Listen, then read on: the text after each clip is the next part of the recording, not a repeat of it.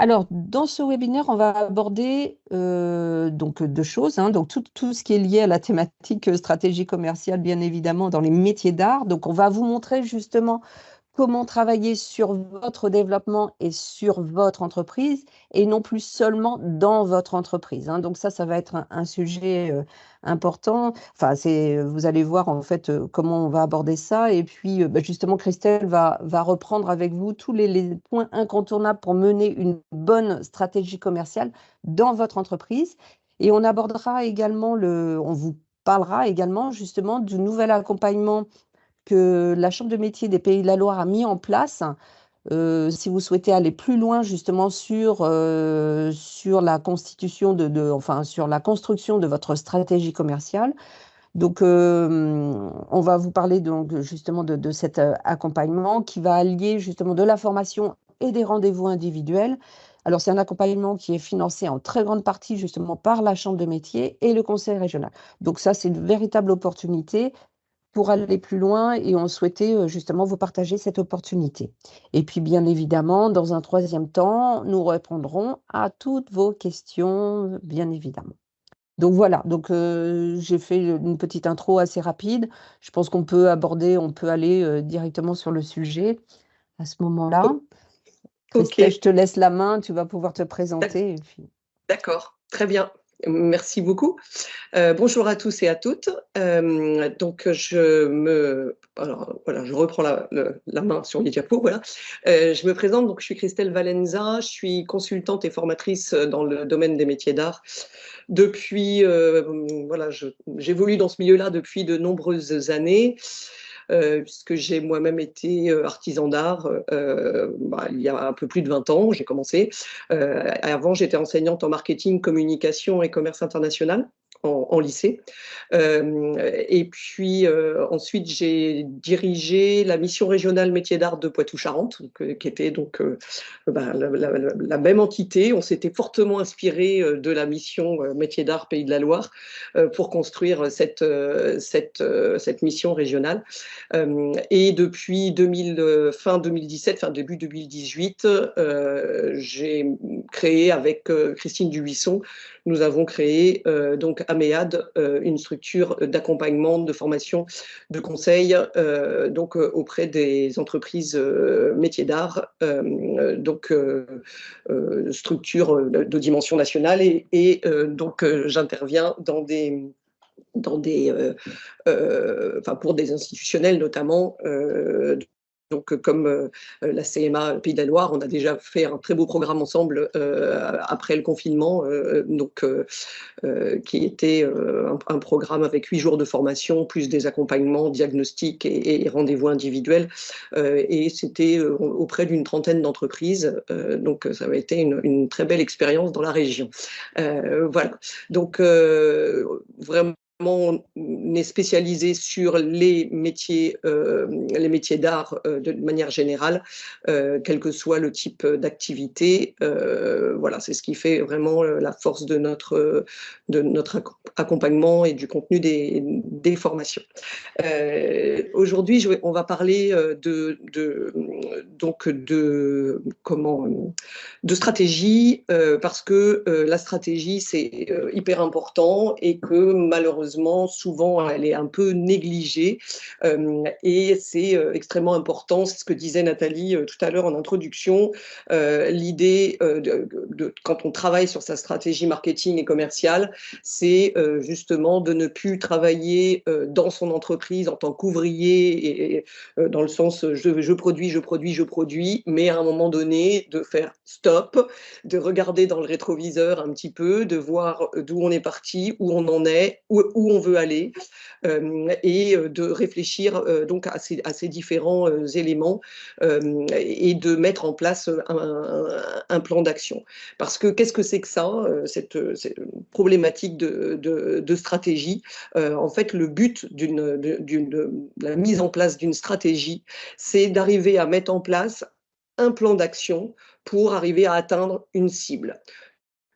Très souvent, en fait, on a des difficultés pour trouver des clients, pour fidéliser des clients, pour trouver les bons clients, est-ce que je fais des produits qui sont adaptés à mes clients, la stratégie marketing et commerciale, c'est vraiment mettre en place un plan d'action, mais ce plan d'action, il peut être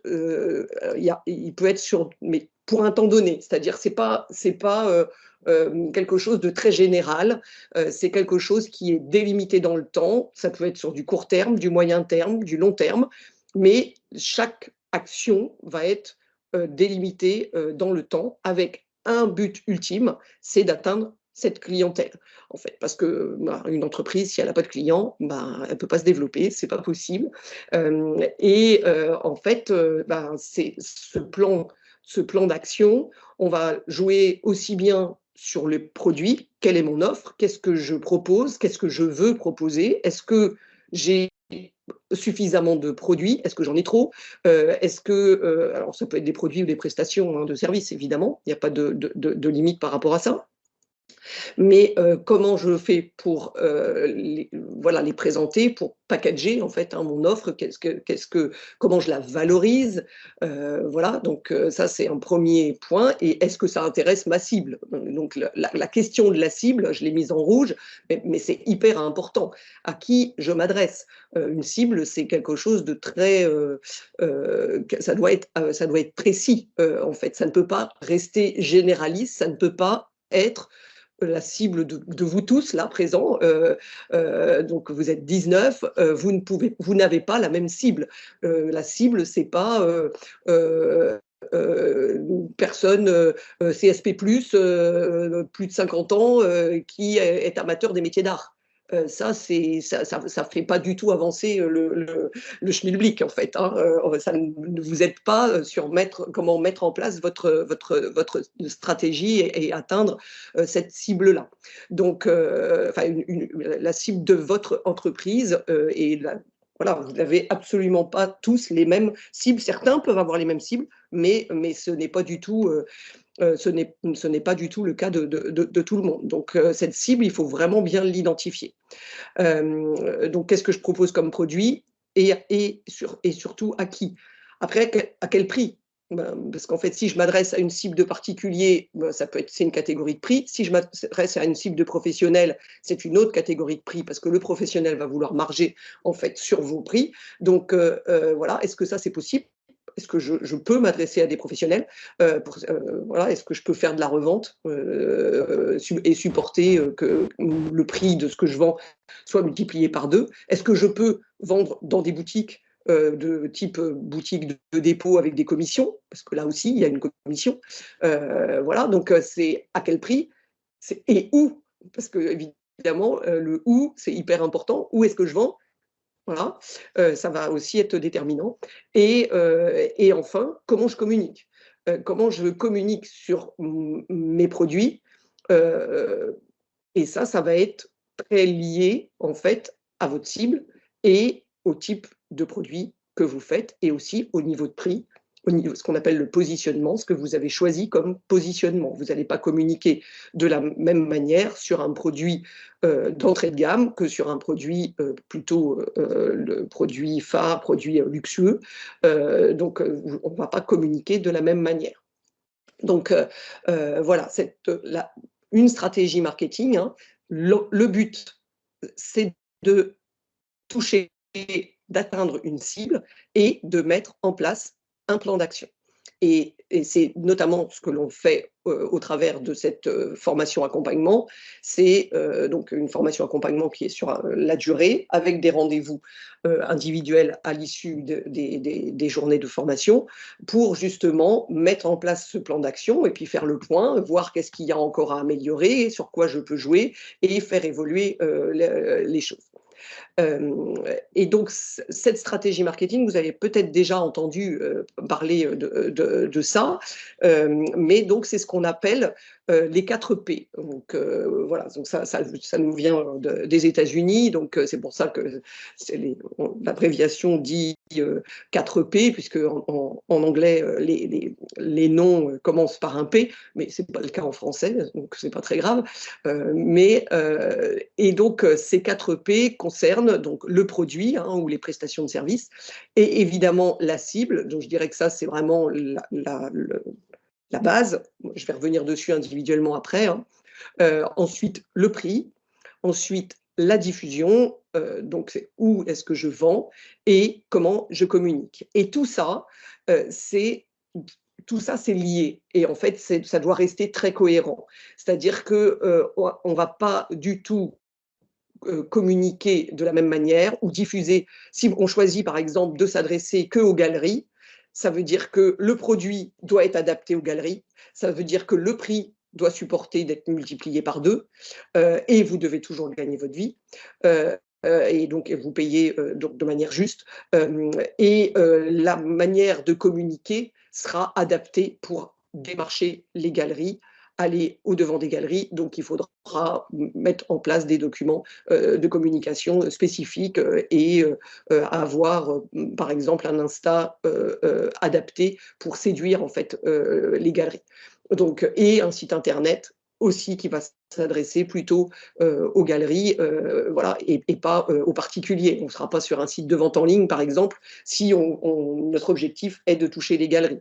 Et tout ça, en fait, c'est hyper important que ce soit cohérent. Et souvent, c'est parce qu'il y a un manque de cohérence, en fait, entre ces 4 P qu'il y a des développements d'entreprises qui sont bancals. C'est parce qu'il y a en fait, on a un prix qui n'est pas adapté à l'objectif qu'on veut, ou alors on a une façon de diffuser qui ne correspond pas en fait à notre produit. Voilà, pendant des années, j'ai vu dans ma région une céramiste, je peux citer, donc Marie Corus, qui a déjà témoigné plusieurs fois dans des webinaires pour Améade, qui était du côté de Royan, qui faisait des petits salons régionaux pas terrible, parce qu'on n'avait pas de gros salons à cette époque-là dans la région. Donc, c'était des petits salons régionaux. Voilà, elle faisait aussi des marchés de céramistes. Et puis, son activité vivotait. Et puis, un jour, elle est venue à la mission régionale à l'époque faire une formation pour monter un dossier.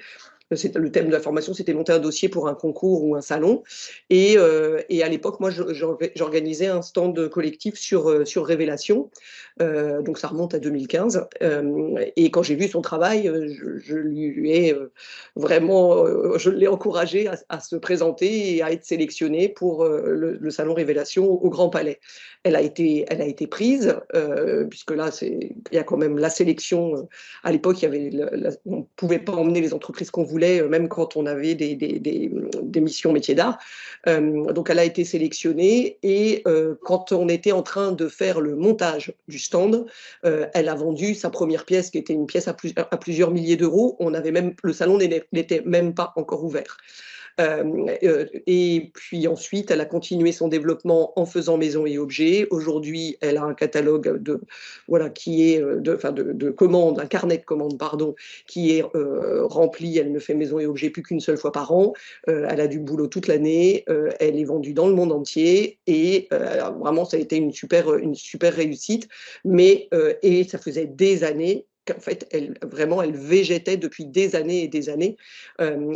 Et parce qu'elle n'était pas au bon endroit par rapport à son type de produit. Elle avait des produits qui n'étaient pas faits pour être vendus ni sur les marchés, ni sur les salons régionaux. Et d'ailleurs, elle a essayé, parce qu'elle voulait quand même en avoir le cœur net, et donc elle a essayé de continuer de faire des salons grand public, alors qu'elle venait d'avoir ce succès-là sur Révélation, et elle a distribué plus de 800 cartes de correspondance pendant le salon. Enfin, c'était hallucinant. C'est-à-dire c'était elle l'attraction en fait de ce Révélation 2015. Donc c'était quand même vraiment très impressionnant. Et en fait, elle a quand même voulu vérifier ça, donc elle a fait Aubart, à l'époque ça s'appelait peut-être pas Aubart, je ne sais plus, ou Cadeau à part encore, peut-être à Bordeaux, je ne me souviens plus du nom, mais peu importe, à Bordeaux, et Résonance à Strasbourg. Et sur les deux, elle n'a pas fonctionné, mais du tout, vraiment. Et en fait, c'est parce que sa clientèle, c'est une clientèle, ce sont des galeries et des architectes. Et elle ne travaille plus qu'avec des galeries et des architectes. Donc voilà, en fonction d'un produit, on doit mettre en place quelque chose de cohérent. Et moi, je suis persuadée d'une chose, c'est que chacun a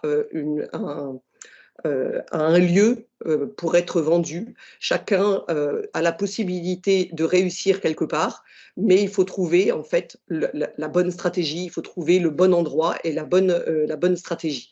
Et c'est souvent parce que on applique ce que font les autres et ce qu'on croit qu'il faut faire sans vraiment se poser la question et prendre du recul vraiment sur son activité et donc faire stop. Donc ça, là, voilà. Ce matin, c'est une petite pause d'1 heure, mais voilà, au cours dans ce parcours, c'est un peu plus de temps. C'est vraiment travailler sur le développement de votre entreprise et non pas être juste dans la production, produire et puis essayer de vendre après. Parce que là, on fait les choses à l'envers. En fait, quand on produit et qu'on essaye de vendre après avoir produit, on fait les choses dans le mauvais ordre.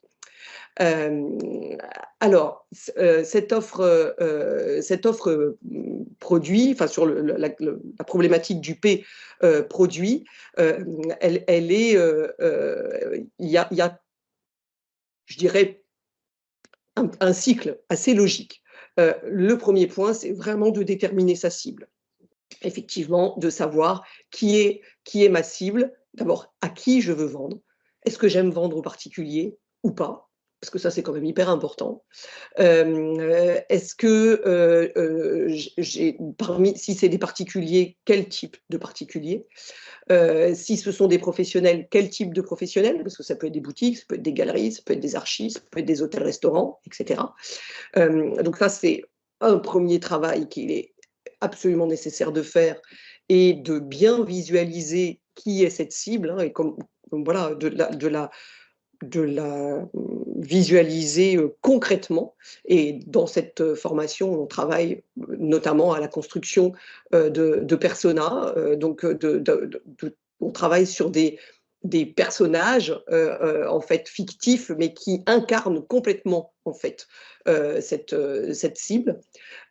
Ensuite, c'est de déterminer son offre. Alors, aujourd'hui, vous avez certainement une production, vous avez peut-être déjà observé que certaines de vos créations ou de vos prestations sont plus achetées que d'autres. Donc, c'est d'arriver à ranger les choses, essayer d'analyser ce qui marche, hein, donc de structurer, d'analyser. Alors très souvent, j'anime des formations sur le site internet. Et quand je fais travailler les entreprises sur l'arborescence du site internet et de structurer les choses dans le site internet, alors là, d'un seul coup, je vois les stagiaires qui blêmissent et qui disent « Ah ouais, mais là, je ne sais pas, j'ai trop de trucs, je ne sais pas comment les ranger. » Ben, en fait, voilà, là, c'est vraiment ça l'idée. Ce n'est pas de les ranger pour le site internet, mais c'est de faire un point sur tout ce qu'on a, d'essayer de structurer, de voir quels sont les rapports entre les différents éléments qui constituent notre offre. Est-ce qu'il y en a d'abord que j'ai plus de plaisir à faire que d'autres? Parce que des fois, vous produisez des éléments, mais vous en avez marre, ça ne vous intéresse plus. Enfin, voilà. Il y en a d'autres, il faut les faire parce que c'est votre base alimentaire, hein, c'est-à-dire c'est ce qui va vous sécuriser un chiffre d'affaires. Donc, c'est important de déterminer cette offre, de la structurer, hein, donc de la ranger, etc.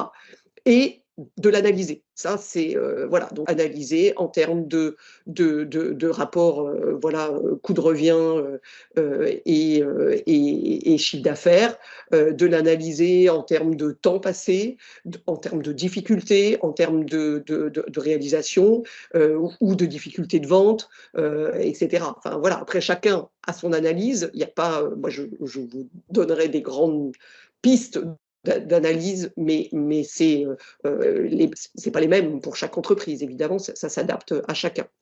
De valider ce qu'on garde, donc de valider hein, ce qu'on garde et de nettoyer, c'est-à-dire de jeter en fait ce que l'on ne va pas garder. Parce qu'il y a des choses, des fois, il vaut mieux arrêter de les produire parce que vous pouvez vous rendre compte, notamment en travaillant sur le prix, que certaines de vos productions, voilà, de vos créations, en fait, vous coûtent de l'argent. Voilà, soit vous font très peu gagner, soit vous coûtent de l'argent. Et pendant que vous êtes en train de faire ça, vous n'êtes pas en train de produire quelque chose qui peut vous rapporter davantage. Parce que, évidemment, le but, c'est de vivre décemment de votre activité. Et c'est vrai que moi, je n'aime pas entendre, là, si je commence à compter mes heures, bah si, justement, il faut compter ses heures et c'est important donc de vraiment regarder cette offre de manière objective.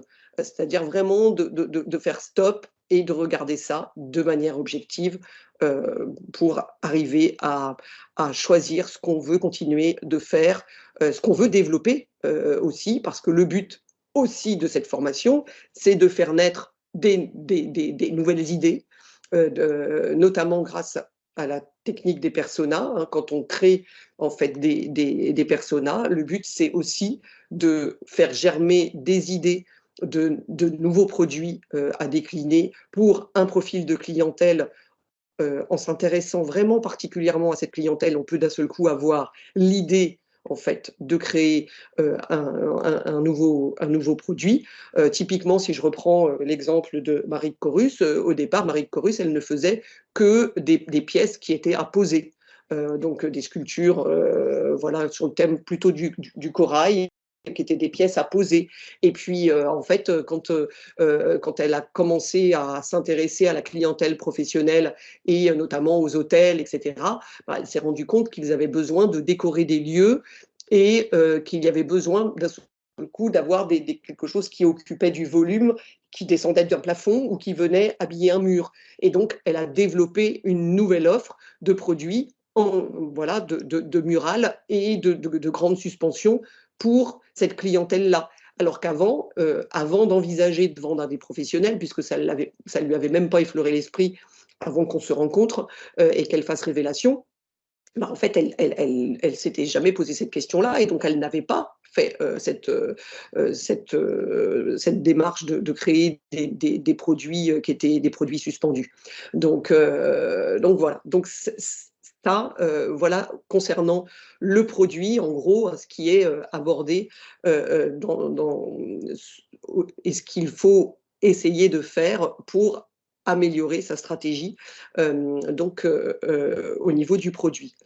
Ensuite, évidemment, il y a le prix. Alors le prix, c'est bien, ça fait un P, donc P prix et P positionnement, c'est comme pour le produit, ça marche, ça marche. Donc le prix et le positionnement, c'est très très important dans votre activité de les déterminer correctement. Alors le prix, il y a plein de choses qui rentrent en compte hein, dans la fixation du prix. Il y a évidemment les matières que vous allez utiliser. Il y a évidemment le temps passé. Ça, ce sont les deux éléments, je dirais, pas forcément principaux, mais enfin, c'est quand même la base du calcul du coût de revient, ainsi que les charges, donc les charges de l'entreprise. Donc là, on est sur la base du calcul du coût de revient, voilà, de votre travail, de vos créations. Mais à ça, évidemment, il y a d'autres éléments qu'il faut absolument prendre en compte. C'est les réseaux de diffusion. Vous n'allez pas pouvoir vendre au même prix une création qui sera revendue dans une boutique qui va prendre une commission, que ce soit une boutique de revendeur qui va faire 2,5 ou une boutique métier d'art qui va prendre 30%, vous n'allez pas gagner la même somme parce que la pratique, c'est que votre prix soit le même partout.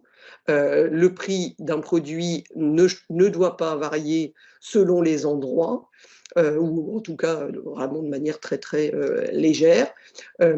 Et parce que si par exemple vous travaillez avec une galerie et que la galerie vous avez, je sais pas, vous êtes sculpteur, vous avez une sculpture, donc vous mettez en galerie, la galerie la vend 2000 € et la personne qui a envie de l'acheter repère que c'est vous et elle peut venir l'acheter à 1 000 € dans votre atelier, la galerie, elle ne va pas vous garder longtemps parce que ça va se savoir.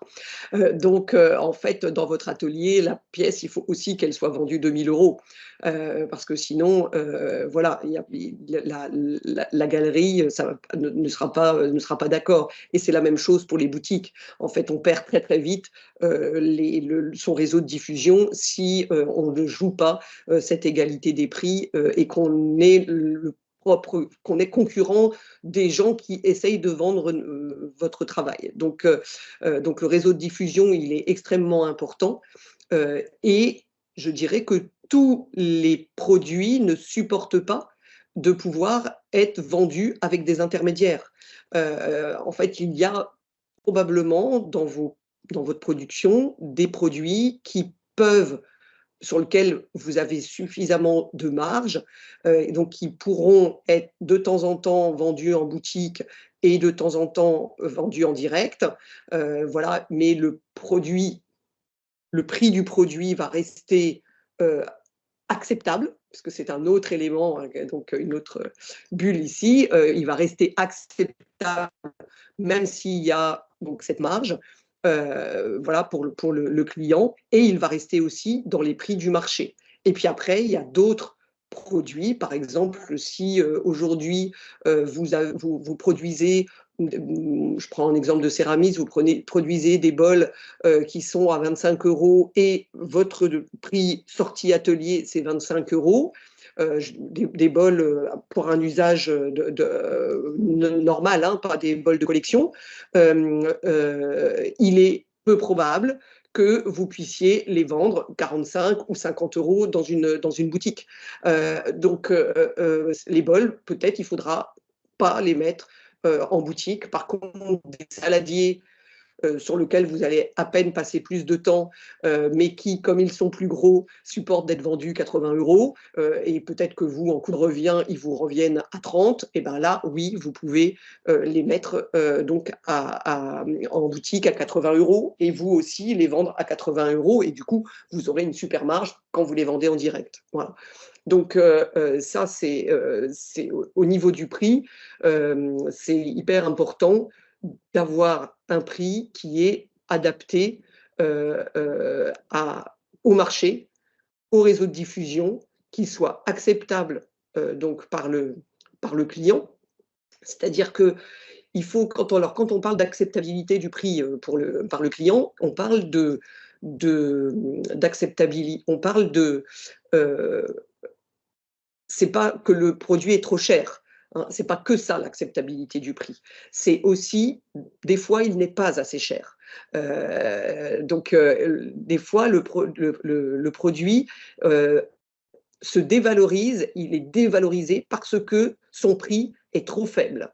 Je vais vous donner l'exemple d'une maroquinière qui est, donc c'est Valérie Trousselard, qui est installée à Marseille, et qui a une très belle boutique dans une très belle rue à Marseille, donc on rentre dans la boutique, il y a son atelier sur la mezzanine, ça sent le cuir, voilà, il y a que des créations en cuir, et elle avait un portant avec, donc elle fait principalement des sacs et petites bagageries, et elle avait un portant avec des ceintures.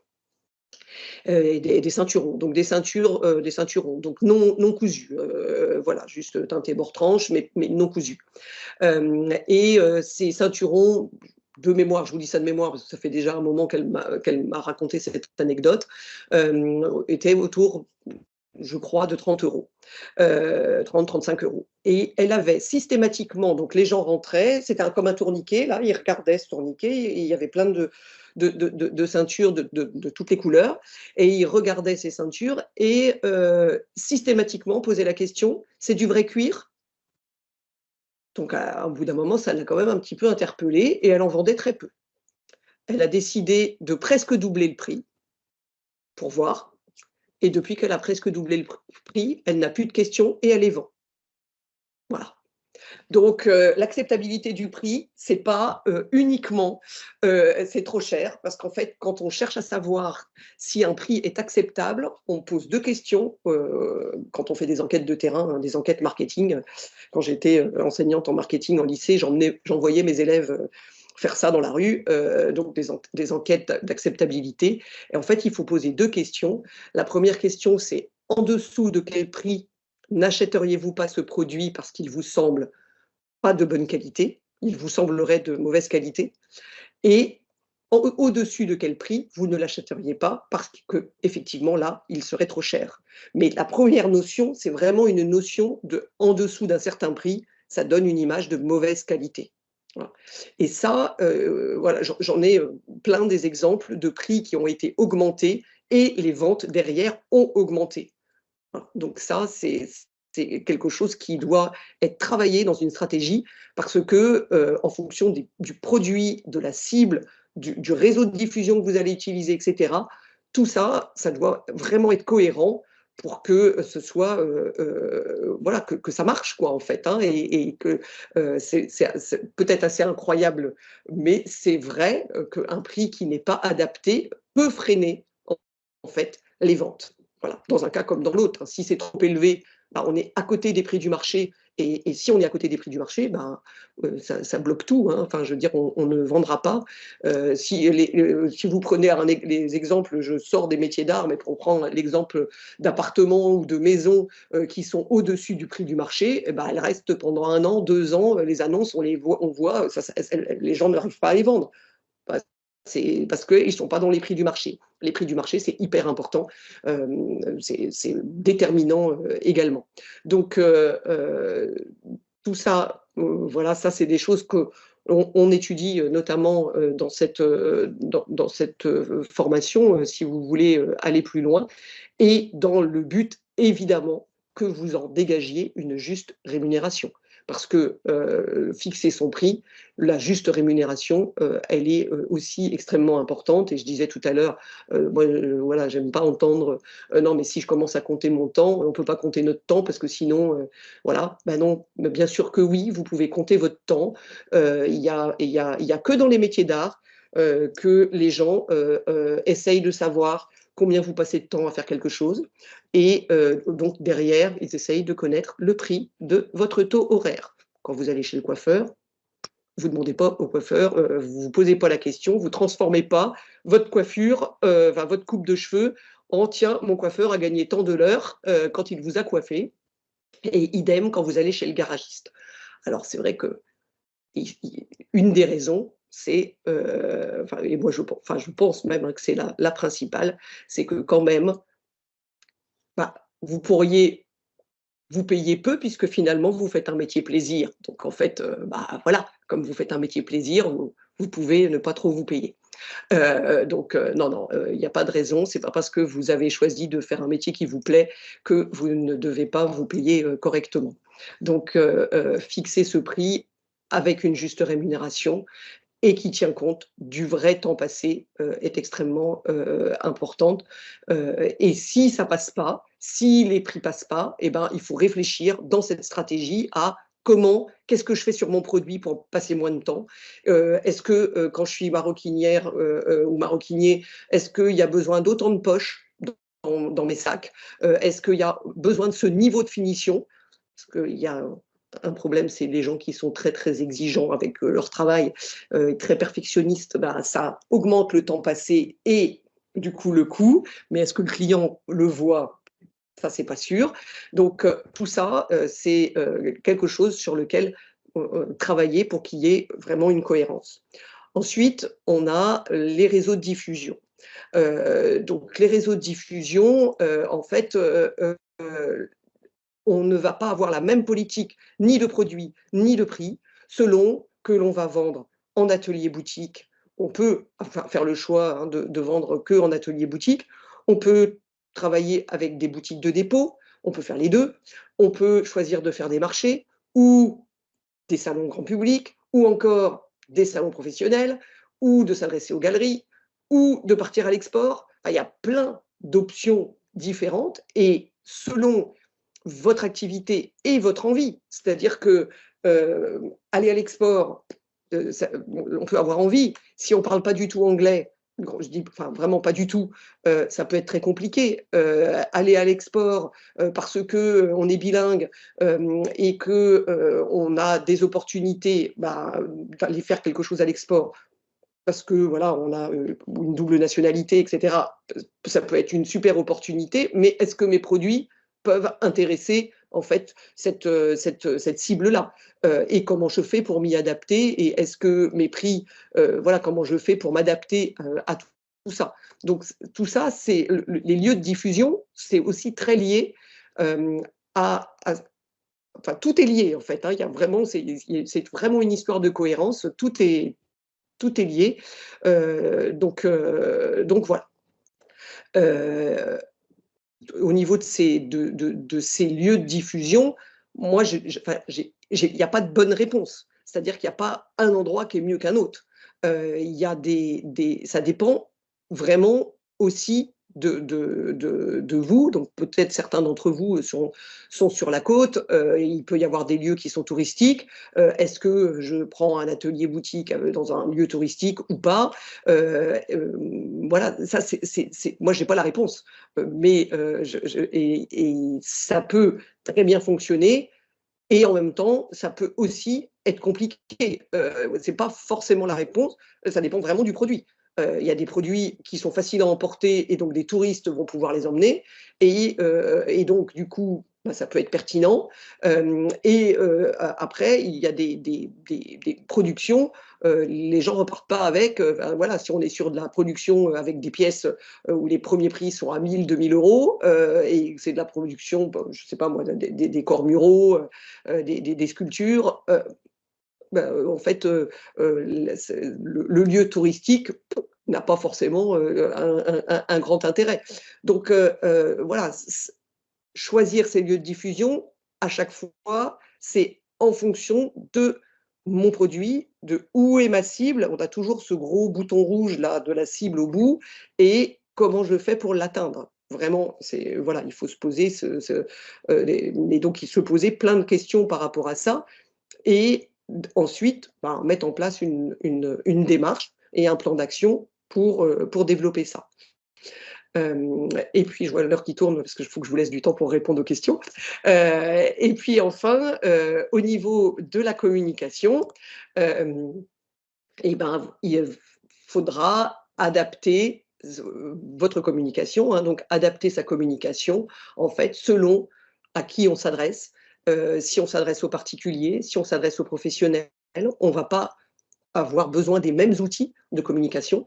Un professionnel, on va avoir besoin d'un catalogue, par exemple, si on envisage un jour de faire un salon type maison et objets pour toucher les boutiques, il va falloir développer un catalogue, il va falloir mettre en place un tarif, il va falloir, voilà, si on s'adresse à des professionnels de type archi d'intérieur, décorateurs, etc., eux, ils sont très friands d'avoir des nuanciers, donc de matière, de couleurs, d'avoir des échantillons, peut-être même de recevoir des échantillons.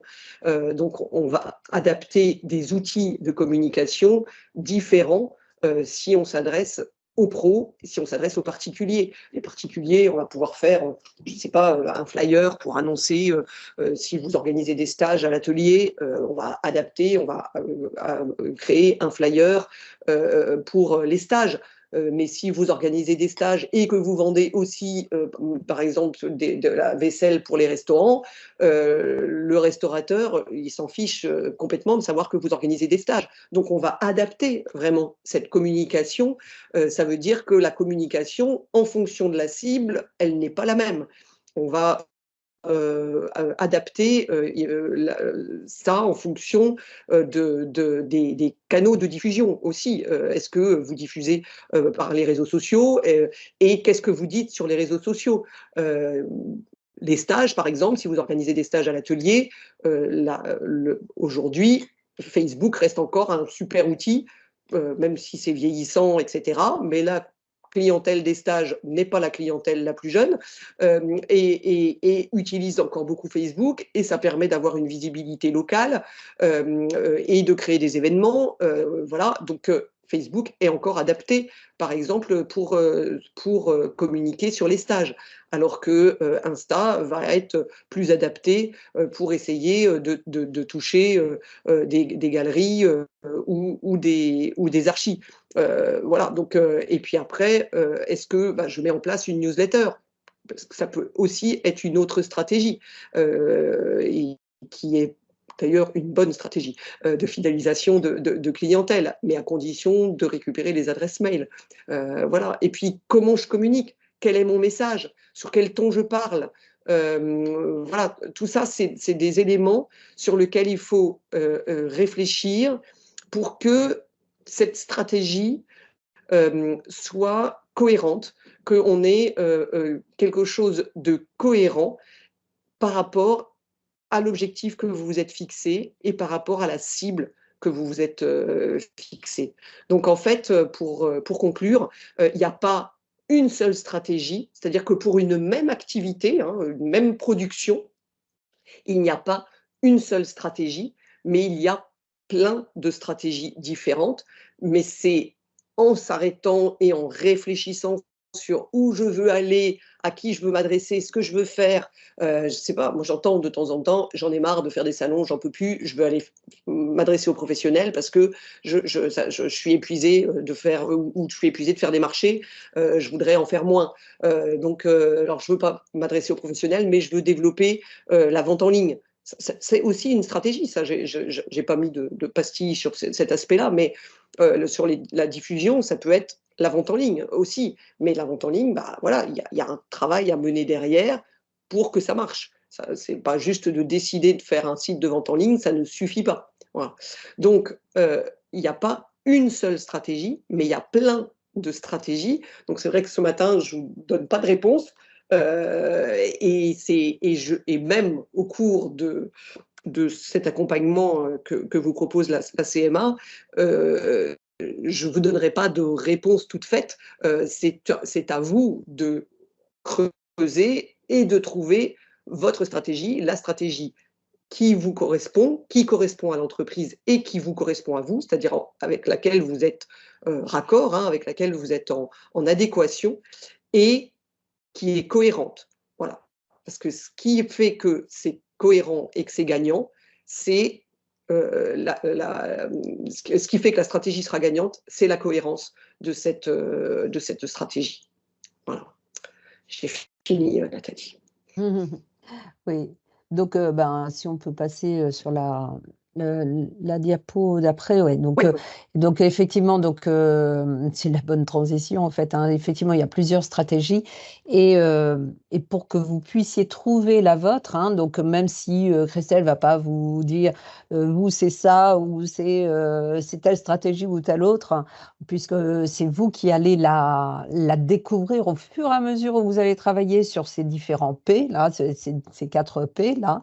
Au fur et à mesure où vous allez travailler sur ces différents points, le produit, le prix, la diffusion, les canaux de distribution et puis la communication, eh bien, c'est au fur et à mesure que vous allez trouver justement votre cohérence, en fait, la cohérence qui va vous convenir, en fait, hein, pour trouver votre stratégie.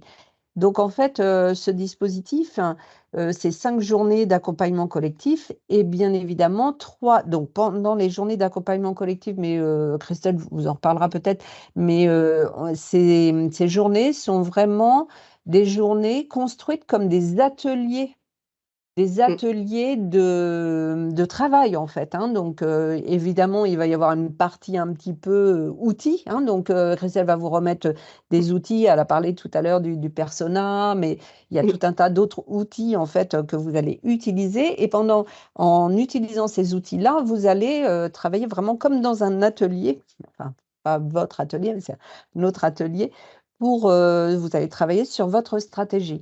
Et les 3 journées de rendez-vous individuels sont vraiment là pour affiner, en fait, hein, justement, votre orientation.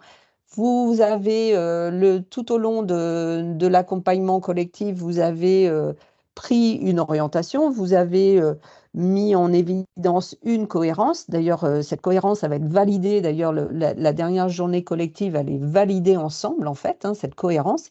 Et puis, ces journées de rendez-vous individuels qui vont C'est pas des suivre cette... journées, c'est pas des Oui, journées, pardon, Nathalie. des rendez-vous individuels. Oui, oui, oui, excuse-moi. Ces rendez-vous individuels, ben, seront là justement pour affiner, pour consolider en fait, hein, et conforter en fait, hein, donc ben, votre nouvelle stratégie. Pardon. On peut voir peut-être, on peut voir peut-être la diapo d'après, là, justement, qui Ouais. détaille. Donc, justement, donc cet accompagnement, ce dispositif se met en place à partir de. Donc, la première journée commence le 28 mai. Hein, donc, et vous voyez, en fait, on est sur des rendez-vous réguliers le mardi, hein, donc, avec une première journée en présentiel. Hein, on aborde le premier P, hein, donc, le produit, hein, donc, avec toujours en cible cette cible, hein, donc, et on a donc le mardi 4 juin, donc le 11 juin, le 18 juin. Alors là, la particularité, c'est que ce sont des journées en visio, mais on n'est pas sur de la visio passive, hein. Donc ça, je tiens à Non, le dire. ça, je Euh, vous rassure, vous aurez voilà. beaucoup de travail. Voilà, il y a beaucoup d'interactivité, il y a beaucoup de travail et peut-être même des petits devoirs, comme des devoirs, Oui, mais oui, il y a aussi un peu de travail entre les journées. c'est ça, ouais. C'est Parce qu'en ça. fait, on est sur un accompagnement, donc en fait, on n'est pas sur la formation passive et qu'on Descendant. on reçoit des connaissances, des choses comme ça qu'on va mettre en application plus tard. Là, non. C'est l'application, elle se fait aussitôt, en fait. Hein. Donc, c'est pour ça on est vraiment sur ce cheminement et avec des journées donc, qui se succèdent comme ça, mais pas une formation en continu non plus. Et puis, donc, la première et la dernière journée sont en présentiel. Hein. Les journées entre les trois autres journées sont en visio. La dernière journée a aussi la particularité de faire justement cette synthèse, hein, donc, et de pouvoir présenter votre plan d'action donc, aux autres. Hein. Donc, en fait, du coup, on est vraiment là ouais, sur je sais pas comment dire, Christelle, aide-moi. Oui, comme il y a un petit défi à la fin Ouais, voilà. qui est assez sympathique, donc de présenter en fait, de pitcher, puisque c'est très à la mode, bah, tout ce qu'on a fait, tout ce qu'on a décidé de mettre en place, à quelle échéance, et voilà, de regarder bah, loin devant en fait. Et donc ça, c'est voilà la dernière demi-journée. On présente en présence aussi de vous à la CMA, voilà, Mm. qui pouvez assister à cette dernière, enfin à l'après-midi quoi en fait de cette journée. Pour voilà, c'est un petit peu se dire bah voilà, je l'ai dit à tout le monde, je ne l'ai pas juste écrit pour moi, je l'ai dit à tout le monde que j'allais faire ça, ça, ça, que j'allais mettre ça en place. C'est un peu plus engageant, en Mm. fait. Voilà, c'est un petit Mm. peu plus engageant. Donc c'est assez intéressant à mener de cette manière-là. Voilà. Mm. Alors, donc, Euh, oui, vas-y. Tu voulais ouais. rajouter Et quelque chose? non, je te passe la dernière Oui, diapo, oui, du oui, coup. oui, tout à fait. Alors, effectivement, je vais répondre en même temps aux questions qui arrivent. Donc, alors, quand aura lieu cette formation, donc vous l'avez vu, hein, donc à partir du 28 mai jusqu'au 25 juin pour la partie collective, les rendez-vous seront à suivre, en fait. Hein. Qui a accès à cette formation? Ben, en fait, tout le monde, Vous. j'allais dire, hein, donc vous avez accès à cette formation, puisqu'en fait, à partir du moment où vous souhaitez justement bâtir votre plan d'action et affiner justement votre stratégie, hein, donc, et ben effectivement, donc, si vous êtes motivé pour vous engager dans cette aventure, ben, vous avez accès à cette formation.